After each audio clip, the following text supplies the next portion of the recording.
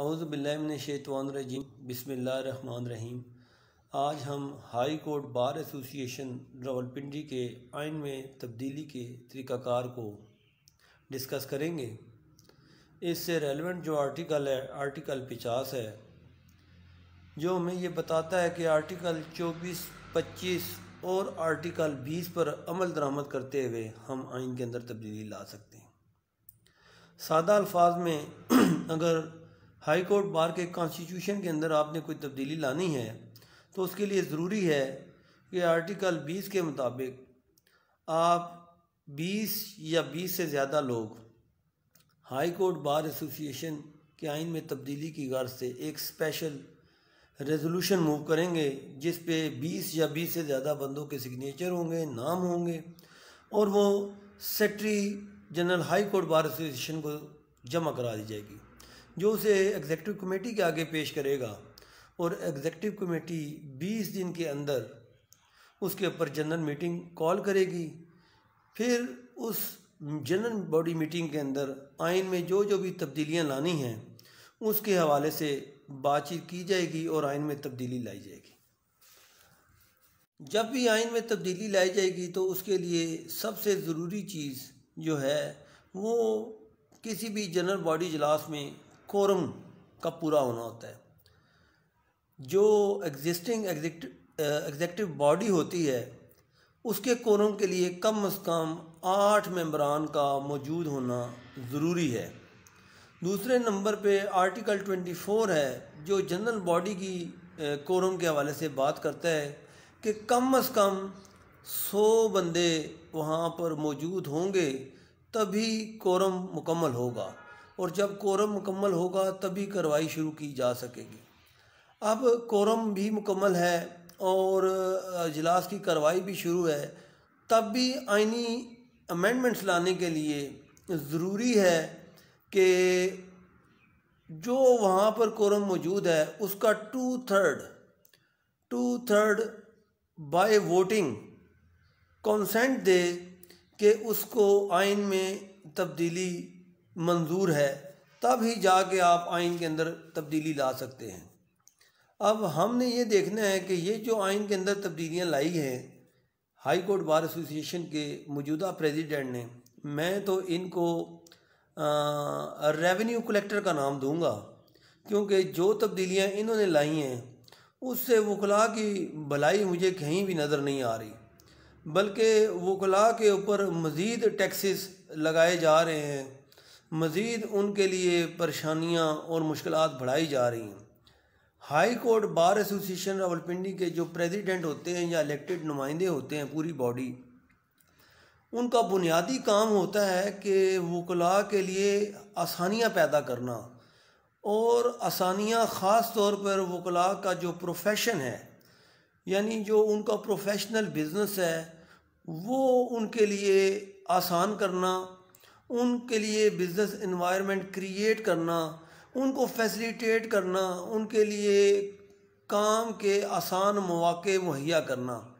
Unfortunately जो sitting body है उसके नुक्ता नज़र में जो वकला साहिबान यूनिवर्सिटियों से 10-10, 15-15, 20-20 लाख रुपए दे के डिग्रियाँ लेकर आते हैं, तो उनको हाई कोर्ट में भी जो है वो पैसे जो हैं वो देने चाहिए और लाजमी देने चाहिए, और ताकि वो जजिस साहिबान के लिए मज़ीद उनकी खुशामदें कर सकें, उनके लिए बुकें ख़रीद सकें, उनके लिए पार्टियां अरेंज कर सकें। हालिया जो आइनी इस्लाहात की गई थी उसके अंदर जो अमेंडमेंट्स लाई गई हैं उसमें एक एडवाइज़री कमेटी आर्टिकल 18A के तहत कॉन्स्टिट्यूट की है मौजूदा बॉडी ने, और वो जो भी सिफारशात मुरतब करके देती है एग्जिस्टिंग बॉडी को, उसका कोई बाइंडिंग इफेक्ट नहीं होता। जो भी आइनी अमेंडमेंट्स होंगी वो एक्सक्लूसिवली जनरल बॉडी का इख्तियार होगा, ना कि एग्जिस्टिंग बॉडी का, और ये मुसल्लत नहीं की जा सकती। अनफॉर्चुनेटली जिस दिन ये अनकॉन्स्टिट्यूशनल अमेंडमेंट्स मुरतब की गई और जनरल बॉडी मीटिंग कॉल की गई तो मैं वहाँ पर मौजूद था। मैंने भरपूर अंदाज में इसको प्रोटेस्ट किया और मैंने ये देखा कि चंद मखसूस लोग या एक ग्रुप कह लें जो कि भरपूर कोशिश कर रहा था कि ये अमेंडमेंट्स हों, और सिर्फ वही लोग वहाँ मौजूद थे। वहाँ पे फीमेल लेडी लॉयर्स की कोई रिप्रेजेंटेशन नहीं थी। वहाँ पे जो एग्जिस्टिंग एग्जेक्टिव बॉडी है हाई कोर्ट बार की, उसका भी कोरम मुकम्मल नहीं था। टोटल 3 मेंबरान वहाँ बैठे हुए थे, जिसमें एक सीनियर नायब सदर साहिबा थी और जॉइंट सेक्रेटरी साहब थे, हाई कोर्ट के जनरल सेक्रेटरी जनरल साहब थे वहाँ पर, और प्रेसिडेंट चूँकि प्रिजाइड कर रहे थे। इसके अलावा मोहतरम हसन रज़ा पाशा साहब थे वहाँ पर, और एक्स ऑफिशियो मेंबर जो हैं हमारे मौजूदा president Rawalpindi bar association district के, वो मौजूद थे। तो कोरम ना पूरा होने के बावजूद ये मीटिंग शुरू कर दी गई और मैंने वहाँ पर जिस हेस्टी मैनर्स में प्रेसिडेंट बस इस कार्रवाई को फ़ौरन ख़त्म करना चाह रहे थे कि ये कैरिड, तो मैंने उनको कहा कि जनाब आप जो भी आइनी अमेंडमेंट्स लाना चाह रहे हैं पहले वो हमें मुहैया की जाएं और हर आर्टिकल को आप रीड करें। उसके बाद जो आइन में अब तब्दीली लाना चाह रहे हैं वो सामने प्रपोज़ करें, उसके बाद वोटिंग करें। लेकिन मेरे बारहा कहने के बावजूद उन्होंने आर्टिकल रीड करना मुनासिब ना समझा। मेरे इस इंस्टांस की तायीद की मेरे साथ मेंबर पंजाब बार कौंसिल बैठे हुए थे तौफीक आसिफ साहब। उन्होंने भी कहा कि ये बिल्कुल जायज़ बात है, लेकिन हमारी कोई बात नहीं सुनीगी, और जो अमेंडमेंट्स लाई वो भी बड़ी मुज़क्क़ाखेज़ हैं, उनको भी हम डिस्कस करते हैं। सबसे पहले तो मुझे हैरत हुई जब एक अमेंडमेंट पेश की गई जिसमें कहा गया कि ये जो दलाल का लफ्ज़ है ये बड़ा गैर महज़ब है, तो इसको टाउट लिखना चाहिए। अब ये दलाल वो लोग हैं जो वकला की फैमिलीज़ का, वकला का बच्चों का रिज़्क़ का नवाला छीन ले जाते हैं। तो ऐसे लोगों से हमें क्या हमदर्दी करनी। तो इत्तफाक से मैंने इस बारे में सब्सिक्वेंटली जुल्फ़िकार अब्बास नकवी साहब से पूछा कि सर ये अमेंडमेंट आपने क्यों प्रपोज़ की, आप वहाँ पर जो एडवाइज़री कमेटी थे उसका हिस्सा थे, तो आप मतलब मुझे बताएं कि इसमें वकला को क्यों बुरा लगा है अगर दलाल को दलाल कह दिया जाए। तो वो मुझे कहते हैं कि इसके बारे में दलालों से आप पूछें। तो मेरे ख्याल में तो ये गैर ज़रूरी अमेंडमेंट थी, और जो भी दलाल इस वक्त मुझे सुन रहे हैं उनको मैं भरपूर ये पैगाम देना चाह रहा हूँ कि आप दलाल हैं और वकला के बच्चों का मुंह का नवाला आप छीनते हैं। दूसरे नंबर पे एक आइन में तब्दीली ये की कि आर्टिकल 49A जिसमें सेक्रेटरी जो फाइनेंस सेक्रेटरी साहब हैं उनका नाम हज़फ करके वहाँ पर सेक्रेटरी जनरल का नाम ऐड कर दिया गया है। तो इससे सारे के सारे जो इख्तियारात फाइनेंस सेक्रेटरी के थे वो भी अब सेक्रेटरी जनरल को दे दिए गए। यानी सेक्रेटरी जनरल के ऊपर जो ऑडिटर का और फाइनेंस सेक्रेटरी का चेक था वो हटा दिया गया। अब पूरा साल सदर सेक्रेटरी जो मर्ज़ी करते रहें, उनको पूछने वाला कोई नहीं है, और थर्ड पार्टी ऑडिट का हवाला दे के हमें कन्विंस करने की कोशिश की गई। तो मैं बताता चलूँ कि थर्ड पार्टी ऑडिट पहले ही आर्टिकल 49A में मौजूद था। ये कोई नया काम नहीं किया सदर साहब ने या एग्जेक्टिव बॉडी ने। उल्टा वो एक मिसकंसेप्शन क्रिएट करते रहे उस जनरल बॉडी मीटिंग में कि ये नॉन इलेक्टेड लोग होते हैं और ये पूरा साल ब्लैकमेल करते हैं। ना तो फाइनेंस सेक्रेटरी की और ऑडिटर की कोई तनख्वाह थी, ना ये हाई कोर्ट बार एसोसिएशन पे कोई बोझ थे, और ये डिस्ट्रिक्ट बार एसोसिएशन रावलपिंडी की 2 सीटें थीं जो इन्होंने हमसे छीन ली। 14 बंदों पर मुश्तमिल एग्जेक्टिव बॉडी होती है, जिसमें से ये 2 बंदे रावलपिंडी बार एसोसिएशन के थे, जिनको जो है वो ख़त्म कर दिया गया। और ये बिल्कुल अनकॉन्स्टिट्यूशनल अमेंडमेंट थी। अगर आपका हाथ और गिरेबान साफ़ है तो फिर आपको कैसा डर। हमारा जो आर्टिकल 7 कॉन्स्टिट्यूशन का था उसको भी अमेंड किया गया, और उसके अंदर मैं उसको पढ़ देता हूँ। Every member whose ordinary place of residence or place of business is Rawalpindi. ये अब मुकम्मल तौर पे सब्स्टिट्यूट कर दिया गया है।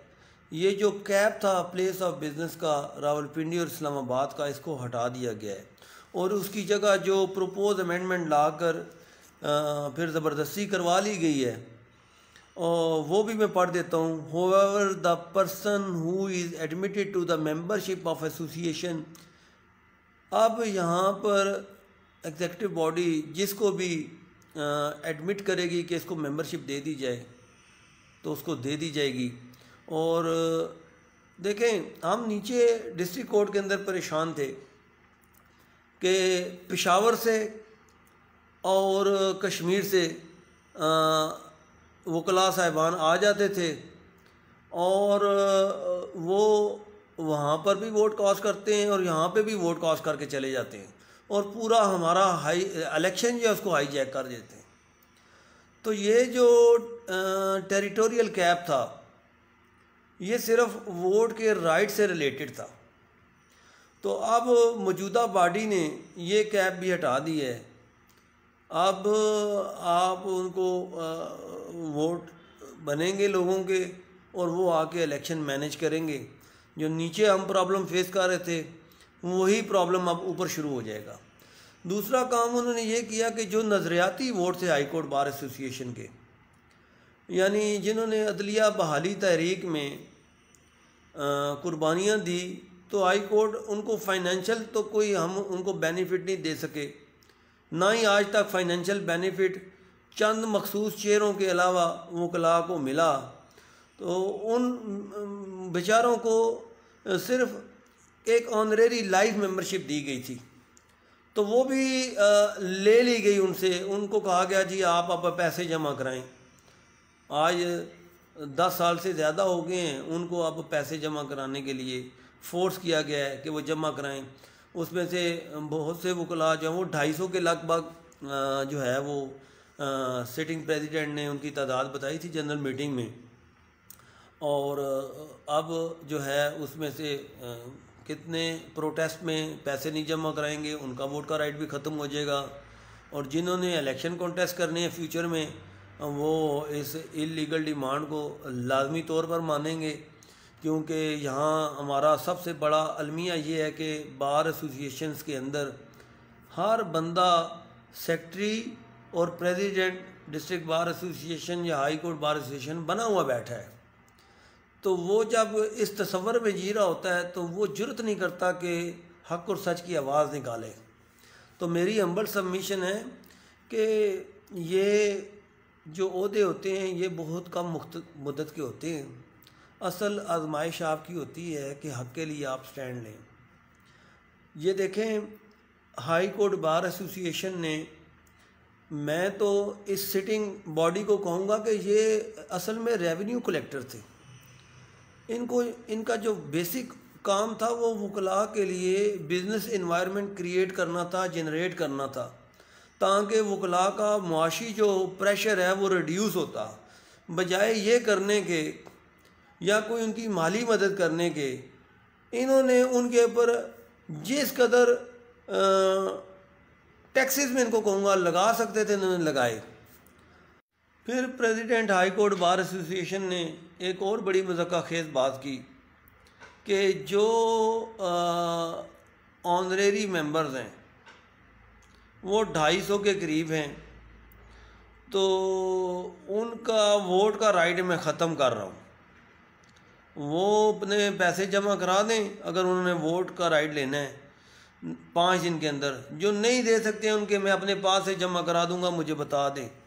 जिसके ऊपर फिर उनके कुछ शागिर्दों ने क्लैपिंग की और फिर उसी लम्हे हसन रज़ा पाशा साहब उठे। उन्होंने कहा कि मेरे ख्याल में इस दफ़ा दिन कम रह गए हैं तो उनको वोट का राइट दे देना चाहिए और अगली दफ़ा से जो है इस पर अमल दरामद हो। तो सरदार राज़क साहब जो हैं वो दोबारा खड़े हुए, उन्होंने कहा कि नहीं, आइन के अंदर उनको वोट का राइट नहीं दिया गया। अब ये दोनों हमारे सीनियर हैं, अब इन दोनों की बातों से आप नतीजा ख़ज़ करें कि क्या 250 वोट ये जो ऑनरेरी थे जिनको वोट का राइट हासिल नहीं था, पहले वो वोट क्यों डालते रहे, और फिर अब उनकी वोट का राइट कॉन्स्टिट्यूशन के अंदर नहीं था तो फिर हसन रज़ा पाशा साहब ने क्यों ज़ोर दिया कि उनको इस साल वोट डालने दिया जाए। ये वो फैक्टर्स हैं जिनके ज़रिए हमारा इलेक्शन मैनेज किया जाता है और मन मर्ज़ी के नताइज निकाले जाते हैं। मेरी आप सबसे हम्बल सबमिशन है कि इस तमाम तर सूरत हाल के ज़िम्मेदार हम खुद हैं, वोटर है। जब तक वोटर डिग्निटी के साथ अपने प्रोफेशन की डिग्निटी को समझते हुए वोट की अमानत को पूरी ईमानदारी से कॉस नहीं करेगा, दोस्ती, चैम्बर एफिलिएशन, पॉलिटिकल एफिलिएशन से बाहर नहीं आएगा, तो वकला के लिए कोई बेहतरी मुतवक्को नहीं है, ना ही वकला के लिए कोई बेहतरी आएगी। लिहाजा आप वोट के अमीन होते हैं, वोट को पूरी दयानतदारी से कॉस करें और ये जो ग्रुपिंग है इसको ख़त्म करें। हमारी एक फैमिली है, हम सब का एक यूनिफॉर्म है, हम सब में कोई बड़ा छोटा नहीं है। बड़ा छोटा अगर कोई चीज़ है तो वो नज़रिया है।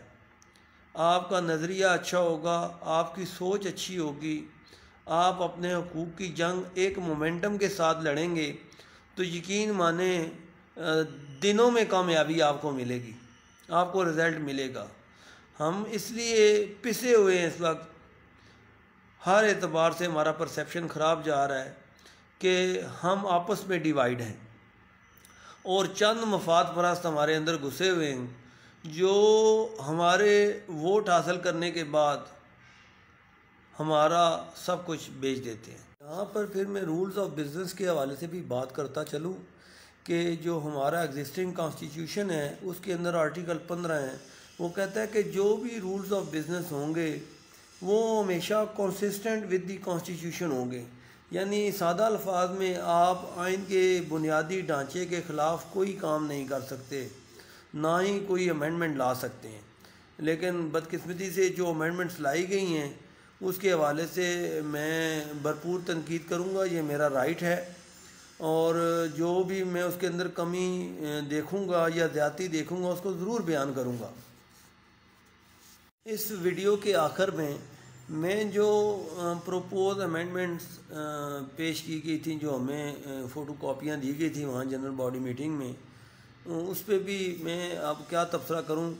यानी इतने सीनियर मेंबरान्स ने जो अमेंडमेंट पेश की, आप उनका हाल देख लें कि जो आइन के प्रोविजंस होती हैं उनको हमेशा हम आर्टिकल्स कॉल करते हैं, आर्टिकल ऑफ द कॉन्स्टिट्यूशन। और बड़ी बदकिस्मती है, आप ये मैं आपको वीडियो के आखिर में इन सारों की जो पिक्चर्स हैं वो दूंगा, बल्कि अभी आपको दिखा भी देता हूँ। तो ये देखें, अमेंडमेंट इन सेक्शन 7। अब ये हालात है इस कमेटी के कि ये आर्टिकल्स को सेक्शंस प्रोनाउंस कर रहे हैं और हाई कोर्ट के जनरल बॉडी मीटिंग्स में ऐसे डॉक्यूमेंट्स दे रहे हैं। इस पे आप खुद अंदाज़ा लगा लें इनकी कॉम्पिटेंसी का। एक अमेंडमेंट जो है आर्टिकल 48 में भी की गई, मैं आर्टिकल 48 ज़रा पढ़ देता हूँ। Books not to be removed. अब इसके पीछे जो विजडम थी वो ये थी कि जो लाइब्रेरी के अंदर हमारी बुक्स पड़ी हुई हैं या पीरियडिकल्स पड़े हुए हैं या न्यूज़पेपर्स हैं, तो वो property of the high court bar हैं, वो ज़ाया ना हो जाएं, उनको प्रोटेक्ट करने के लिए और वकला को भी बेनिफिट प्रोवाइड करने के लिए ये प्रोविज़न है। मैं पढ़ देता हूँ। The book, periodicals and newspapers will be available to the members for study and consultation in the library room alone. No book shall be removed from the library. However, a photostat copy can be obtained. अब ये एक किस्म की सहूलत थी वकला को। ये ज़रूरी नहीं होता कि हर चीज़ अब आपको ऑनलाइन मिल जाए। तो इस सूरत हाल से निमटने के लिए ये फ़ोटोकॉपी का कॉन्सेप्ट जो है यहाँ पे दिया गया था, ताकि वकला को बेनिफिट्स दिए जा सके। अब जो इन्होंने अमेंडमेंट की है उसमें ये जो however photostat copy can be obtained is omitted, इसको ओमिट कर दिया है और ये दलील दी है कि जी अब जजमेंट्स जो हैं ऑनलाइन मिल जाती हैं। तो जो जजमेंट्स, बहुत सी ऐसी जजमेंट्स हैं जो ऑनलाइन नहीं मिलती। तो ये अमेंडमेंट भी जो है इससे वकला को कोई ख़ास बेनिफिट नहीं होगा, ये उल्टा उसके लिए हार्डशिप भी क्रिएट होगी। अपेंडिक्स 3 की सब क्लास 2 में भी अमेंडमेंट कर दी गई है। उसमें पहले ये इख्तियार एग्जेक्टिव कमेटी के पास होता था कि जो भी टाउट्स हैं या दलाल हैं उनकी जो लिस्ट है वो एग्जेक्टिव कमेटी जो है वो प्रिपेयर करती थी, और अब ये लिस्ट जो है वो रिवाइज भी करती थी। अब ये लिस्ट जो है इसका सारा का सारा इख्तियार सिर्फ एक इंसान को दिया गया है, वो सेक्रेटरी जनरल हाई कोर्ट बार को। तो ये भी एग्जेक्टिव कमेटी से जो इख्तियारात थे वो छीन कर सिर्फ एक बंदे को दिए गए हैं, ताकि वो जो है जो चाहे करे, कोई पूछने वाला ना हो। आखिर में मैं सारी चीज़ों को सम अप कर दूं कि मेरा नुक्ता नज़र से, चूँकि हमारी 17 अलाइड बार एसोसिएशन हैं, उनकी कोई रिप्रेजेंटेशन नहीं थी, कोई स्पेशल रेजोल्यूशन आईनी अमेंडमेंट्स के हवाले से नहीं पेश किया गया, जिसके नतीजे में कोई कॉन्स्टिट्यूशनल कमेटी बनती जो आईनी इस्लाहात प्रपोज करती। तो ये सारा का सारा एक ग्रुप ने किया और ज़बरदस्ती किया, जिसका ना तो कोई अखलाकी उनके पास वजूद है, ना कोई कानूनी वजूद है। तो अपना सब बहुत ख्याल रखिएगा, बार के मामलात पर गहरी नज़र रखें और अपने इस प्लेटफॉर्म को गलत हाथों में ना जाने दें और ना ही इसका गलत इस्तेमाल होने दें, क्योंकि वकला के राइट्स को प्रोटेक्ट करने वाले यही इंस्टीट्यूशंस हैं, और इन पे जब तक आप अपनी ग्रिप मजबूत नहीं करेंगे और माफिया को नहीं हटाएंगे, उस वक्त तक आम वकील के मसाइल हल नहीं होंगे। जज़ाकल्लाह।